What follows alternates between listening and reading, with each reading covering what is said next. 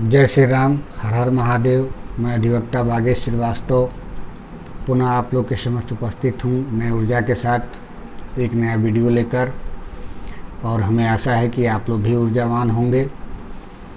विषय वही है, उत्तर प्रदेश ज्योत चकबंदी अधिनियम से संबंधित।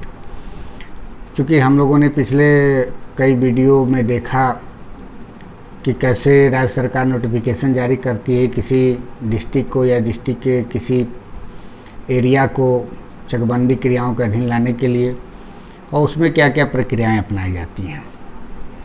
अब उसमें ये भी हम लोगों ने पढ़ा कि कैसे प्रारंभिक योजना तैयार किया जाता है, उसको कैसे अंतिम रूप दिया जाता है।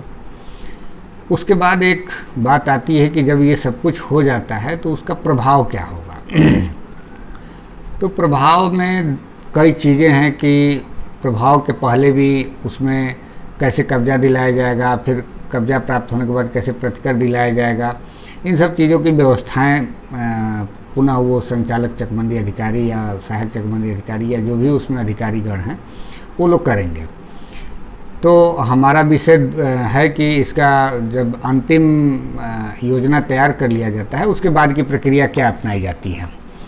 तो इसमें भी दो तरह के क्वेश्चन बनते हैं, एक तो प्रक्रिया संबंधी क्या अपनाई जाती है और दूसरा ये क्वेश्चन बनता है कि इसका क्या परिणाम होगा।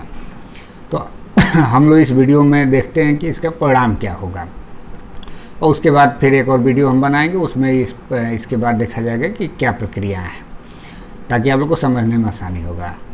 तो आते हैं हम लोग मूल विषय पे। अध्याय 4, ये धारा इसमें 24 से लेकर और धारा 35 तक है, जिसमें से हम लोग धारा 30 और धारा 32 पढ़ेंगे कि क्या परिणाम होते हैं। पुनः आप लोग से आग्रह है कि जब भी आप लोग मेरा वीडियो देखें इसके पहले एक बार बेयर एक्ट ज़रूर पढ़ लें, क्योंकि बिना बेयर एक्ट पढ़े आप लोग को समझ में तो ज़रूर आएगा बात, लेकिन उस तरीके से नहीं समझ में आएगा जिस तरीके से मैं समझाना चाहता हूँ। तो इसमें जब हम धारा 30 पढ़ते हैं तो इसमें लिखा है कि वे परिणाम जो कब्जा बदलने पर होंगे। अब कब्जा बदलती कैसे है?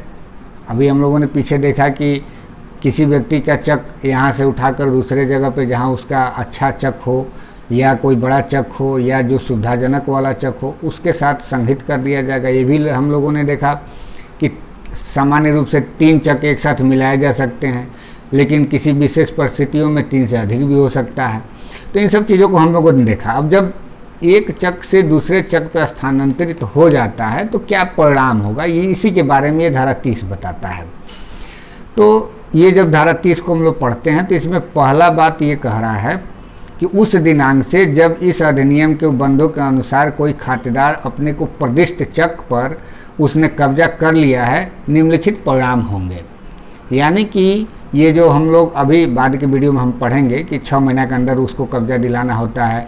यदि 6 महीना के अंदर कोई दिक्कत नहीं है तो 6 महीना बाद मान लिया जाता है कि उसको कब्जा मिल गया। तो उन सब चीज़ों के बाद की ये बात कह रहा है कि क्या परिणाम होंगे, कब्जा अगर जो ले लिया उसके बाद क्या परिणाम होंगे। तो ये कह रहा है कि निम्नलिखित के अधिकार, आगम, स्वत्व और दायित्व अपनी मूल जोतों में से समाप्त हो जाएंगे। किस प्रकार के? वह खातेदार जो कब्जा करे या जिसके संबंध में समझा जाए कि उसने कब्जा कर लिया है, और चक में सम्मिलित गांठों का पूर्ववर्ती खातेदार। हम लोग जब एक बार पढ़ते हैं ना, खासकर ला के जो स्टूडेंट होंगे, तैयारी करते होंगे, तो आप देखेंगे कि दत्तक ग्रहण एवं भरण पोषण अधिनियम जब हम लोग पढ़ते हैं तो उसमें एक तरीके की बात आती है कि किसी व्यक्ति का एडॉप्शन हो जाता है, कोई चाइल्ड हो या लड़की हो या लड़का हो जिसका एडॉप्शन हो जाता है, तो फिर मूल जो होता है उसका, जहाँ ओरिजिन जहाँ पे उसका जन्म हुआ रहता है, तो वहाँ पे की स्थिति क्या होती है। तो हम लोग वहाँ देखते हैं कि वहाँ से सारा कुछ समाप्त होकर नए वाले में सृजित हो जाता है, जहाँ जिसके यहाँ वो एडॉप्शन हुआ रहता है। तो वैसे ही एक प्रकार से ये चक के संबंध में है कि जहाँ से हमारा चक ख़त्म हुआ और जहाँ हमारा मिला, तो जहाँ ख़त्म हुआ वहाँ से सब कुछ समाप्त हो जाता है, और जहाँ हमको मिल रहा है वहाँ सब कुछ हमको मिल जाता है। तो यही ये बात कह रहा है। उसके बाद ये कह रहा है कि ख, इसका धारा 30 का ख, कि अपने चक में वही अधिकार, आगम, स्वत्व और दायित्व होंगे जो उसकी अपनी मूल जोत में थे। यानी कि जो उसके पूर्व वाले जोत के ज़मीन में उसको जितने अधिकार दायित्व ये सब मिले हुए थे वो सब कुछ नए वाले में मिल जाएंगे और उसी तरीके से ट्रीट किया जाएगा। उसके बाद से ग क्या कह रहा है, ग ये कह रहा है कि अगर जो कोई ऐसा गांव सभा का ज़मीन है या किसी स्थानीय प्राधिकारी के नाम से कोई ज़मीन है और उसको किसी खातेदार के नाम से प्रदिष्ट कर दिया जाता है तो उसके लिए क्या समझा जाएगा। तो ये माना जाएगा कि यूपीजेड एक्ट के धारा 117 या 117 के बंदों के अधीन वो ज़मीन वापस ले ली गई है। मतलब उन लोगों से जिसको ग्राम सभा को दी गई थी ज़मीन या किसी अन्य स्थानीय प्राधिकारी में वो ज़मीन नहीं थी, ये मान लिया जाएगा कि उनसे वापस ले लिया गया है और उसका बंदोबस्त खातेदार के साथ कर दिया गया है। मतलब जो नया वाला जो मूल है। अब घ एक इसमें ये कह रहा है, वही जो 19 क की बात हम लोग पढ़ रहे थे सब क्लास 2 में, कि जब कोई भूमि किसी सार्वजनिक ग्राम सभा का हो या स्थानीय प्राधिकारी का हो तो उसको किसी व्यक्ति को अलॉट किया जाता है तो उसमें प्रख्यापन करना जरूरी होता है लिखित रूप में। तो उसके बारे में ये बात कर रहा है कि चक में सम्मिलित भूमि में या भूमि पर जन साधारण तथा सभी व्यक्ति विशेषों के अधिकार समाप्त हो जाएंगे और वे चकबंदी योजना में इस प्रयोजन के लिए निर्दिष्ट भूमि में सृजित हो जाएंगे। इसका ये कहना है कि जब वो प्रख्यापित किया जाएगा कि भाई इस ज़मीन को किसी अमुक व्यक्ति को अलॉट किया जा रहा है, तब से ये मान लिया जाएगा कि उनके जितने भी जनसाधारण के अधिकार हो सकते थे वो सब कुछ समाप्त हो गए। जैसे कि सार्वजनिक परियोजनाओं के संबंध में जैसे हमने बात किया था कि कोई खेलकूद का मैदान हो सकता है, कोई हॉस्पिटल हो सकता है, कोई शिक्षा संबंधित बात हो सकती है या कोई बाग बगीचे हो सकते हैं। तमाम तरीके की ज़मीनें होती हैं जो राज्य सरकार या स्थानीय प्राधिकारी के नाम से ग्राम सभा में ज़मीन रहती हैं।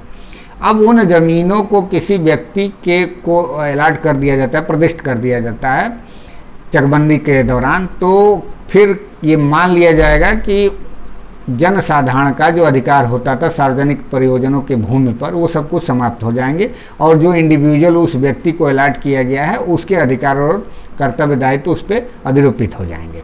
ये घ कह रहा है। एक बात और ये इसमें कह रहा है कि धारा 30 का अंग कि जो ही उस खातेदार का चक जो स्थानांतरण करके दूसरे जगह किया गया है तो उसके जो मूल पे कोई इस प्रकार का भार हो।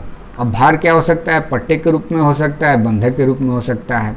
तो अब एक समस्या आता है कि जब वहाँ से उसका चक ट्रांसफ़र करके यहाँ आ गया अंतरण करके और यहाँ पे अपना ये कब्जा भी ले लिया, तो क्या उसके जो भार थे वो भार उसी पुराने वाले ज़मीन पर आ जाएंगे या वो भी स्थानांतरित होकर यहाँ जाएगा। तो ये धारा 30 का अंग यही कह रहा है कि नहीं, भार भी साथ साथ इनके जाएगा। जितना भार उस ज़मीन पे था चाहे पट्टे के रूप में या बंधक के रूप में, वो सब कुछ स्थानांतरित होके जो नया वाला इनको ज़मीन अलॉट हुआ है उस पे चला जाएगा। तो ये अंग कह रहा है। तो हमें आशा है कि आप लोग को समझ में आया। ये क से लेके अंग तक इसमें है।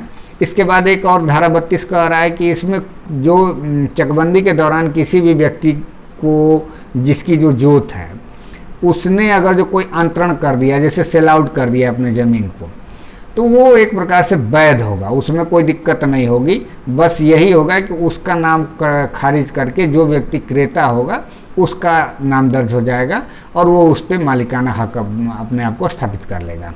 तो हम लोगों ने पढ़ा धारा 30 और धारा 32 कि एक चकबंदी अधिनियम के तहत जब किसी व्यक्ति का अंतिम योजना तैयार कर लिया जाता है और उसको कब्जा मिल जाता है ज़मीन का, तो क्या परिणाम होंगे। तो हम लोगों ने परिणाम पढ़ा। पुनः आग्रह है कि मेरे इस वीडियो को अधिक से अधिक लोगों को शेयर करिए ताकि जो छात्र खासकर उत्तर प्रदेश लोअर डिवीज़न की तैयारी कर रहे हैं या हायर जुडिशरी की तैयारी कर रहे हैं उनके लिए बहुत ही हेल्पफुल वीडियो होगा। मैं एक एक करके पूरा कोशिश कर रहा हूं कि मेंस से संबंधित जितने भी वीडियो बन सकते हैं मैं बनाऊंगा, ताकि चाहे आप किताब आपके पास उपलब्ध हो या ना हो, आप डायरेक्ट पढ़ेंगे और ये वीडियो देख लेंगे तो आपका कॉन्सेप्ट क्लियर हो जाएगा और लिखने में आपको सहूलियत होगी। तो इसके साथ ही आप लोग से आग्रह लेना चाहूँगा, पुनः मैं एक अन्य वीडियो के साथ उपलब्ध होऊंगा। और उसमें पिछले बातों को रखा जाएगा कि कैसे 6 महीने के अंदर कब्जा दिलाया जाता है, किस प्रकार से प्रतिकर दिलाया जाता है, कितना प्रतिकर दिलाया जाता है, कैसे माल नक्शा तैयार होता है, उसका कौन रख रखाव करता है। ये सब चीज़ों को हम लोग पढ़ेंगे जो धारा 24 से लेकर 29 तक में है। तब तक के लिए धन्यवाद।